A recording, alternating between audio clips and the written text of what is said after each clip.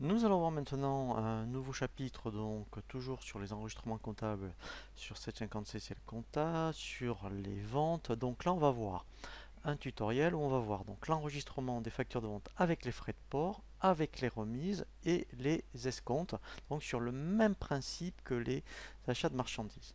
Donc là, en fait, eh bien, même principe, on l'avait vu, vous savez, avec les achats de marchandises, hein, par rapport à l'écran de 17 pouces, où on avait eu des frais de port par rapport au transport. Ben là, c'est pareil. Donc vous avez un site e-commerce, par exemple, vous vendez un écran et vous facturez donc eh bien, 10 euros pardon, de frais de port à votre client. Donc on va voir concrètement comment on saisit cette facture sur Sage 50 CCL Compta. Je suis donc toujours dans le journal de vente. Donc là, je note mon numéro de facture.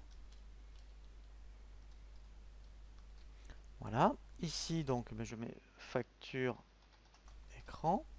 Donc là, c'est bien de 707. Donc, je mets 707 000. Voilà. Donc là, c'était 100 euros. Et je facture donc 10 euros de frais de port. Donc dans les achats, on avait vu que c'était 624. Et bien là, en fait, alors quand ce n'est pas votre activité première, bien sûr, hein, les frais de port, et bien c'est du 708. 708, vous allez voir, c'est ce qu'on appelle le produit des activités annexes. Voilà, donc ici, si je saisis 708, voilà. Et bien en fait, c'est quand effectivement vous aurez des frais, vous facturez des frais de port à votre client, et bien il faut le mettre dans du 708, la TVA.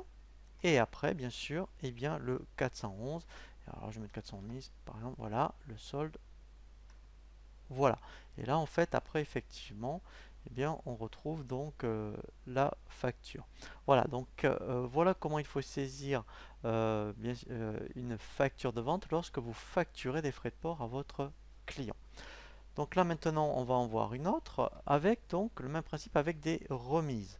Donc là, même principe, on vend toujours notre écran et on propose donc 10% de remise. Donc on avait vu que sur les achats, on enregistrait le net commercial. Et bien là, c'est pareil.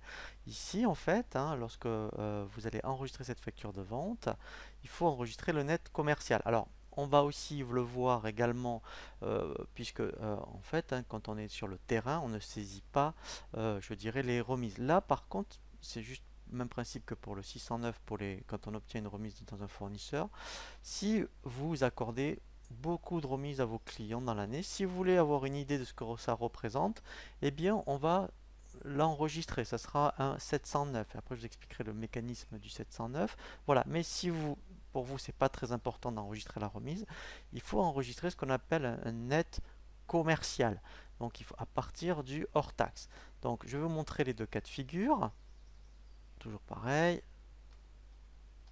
la facture, voilà. Alors, si vous n'enregistrez pas la remise, donc il faut mettre 707 et là on met donc directement 90, la TVA et le 411.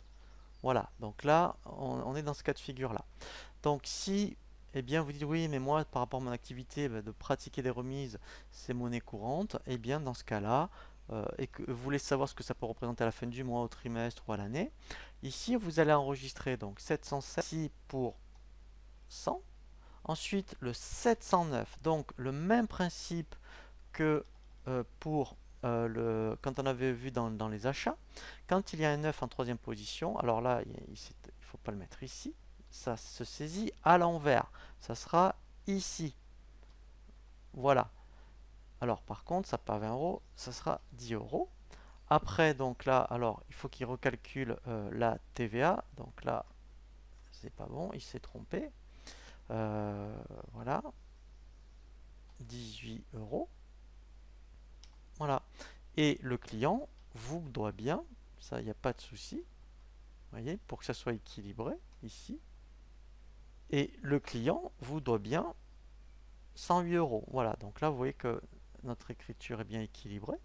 Notre facture, hein, voilà, donc là, je précise, hein, en principe, on saisit le net commercial. Là, j'ai poussé un peu le bouchon pour vous montrer si vous voulez vraiment saisir la remise, hein, mais en principe, on va dire que sur le terrain, on le voit pas. Là, c'est vraiment un cas école, hein, voilà. C'est juste intéressant si vous voulez faire de l'analyse sur les remises.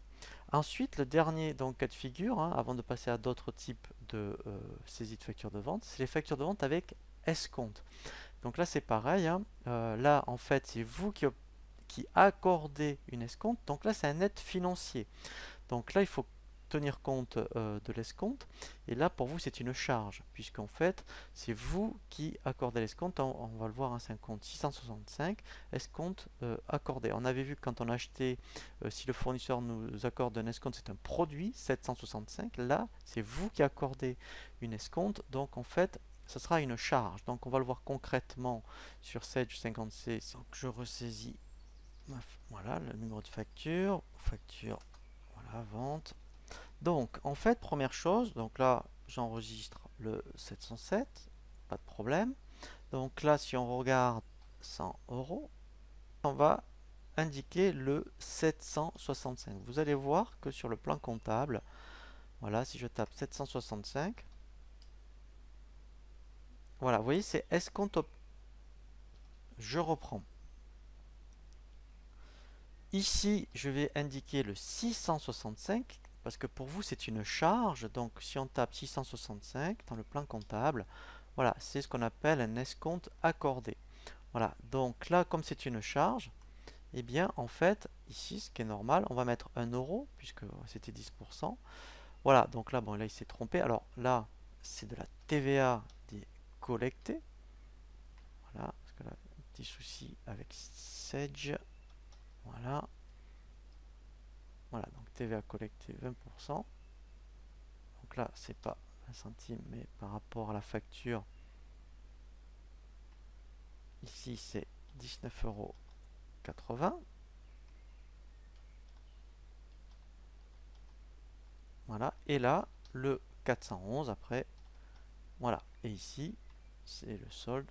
Voilà, et là, on retrouve bien nos, voilà, vous voyez les 118,80 €, puisqu'en fait, on a 1 euro d'escompte, hein. Voilà, donc là en fait quand vous accordez un escompte, pour vous c'est une charge. Voilà, hein, donc ça sera un compte 665, hein. Donc là il faut vraiment enregistrer ce qu'on appelle le net financier.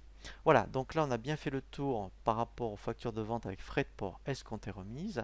Donc là on va voir donc maintenant d'autres cas particuliers. Effectivement, vous accordez des acomptes et qu'il faut faire des factures d'acompte, et on va voir donc l'enregistrement comptable lorsqu'on est soit une société de négoce, soit surtout après on verra la différence par rapport à une société de service.